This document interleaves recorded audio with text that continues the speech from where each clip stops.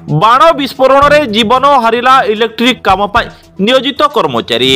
Electric दोकानी तथा बेआईन बाण कारखानार मालिक नलिनी पतिंको नामरे थानारे लिखित अभियोग कले मृत इलेक्ट्रिक कर्मचारी बादल पात्रंको परिवार।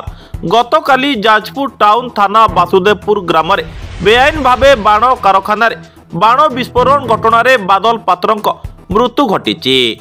मृत बादल पात्र नलिनीको इलेक्ट्रिक दुकान रे कर्मचारी भावे नियोजित थिबा बेले विस्फोरण रे मृत्यु घटी। सेथिपाई नलिनीको नाम रे जाजपुर थाना रे लिखित अभियोग करने सहित क्षतिपूरण एवं सरकारी सहायता पाई दाबी करिसेंती। जाजपुर सुनेलिका साहू को रिपोर्ट, सूर्यास्त न्यूज।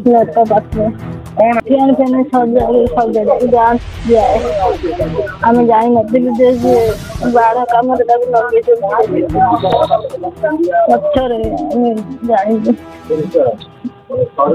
क्षति है जानी चलिए लगे साहाଯ୍य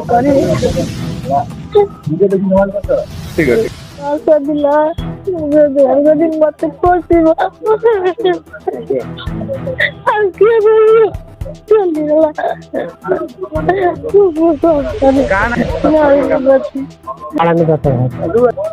अभियोग कल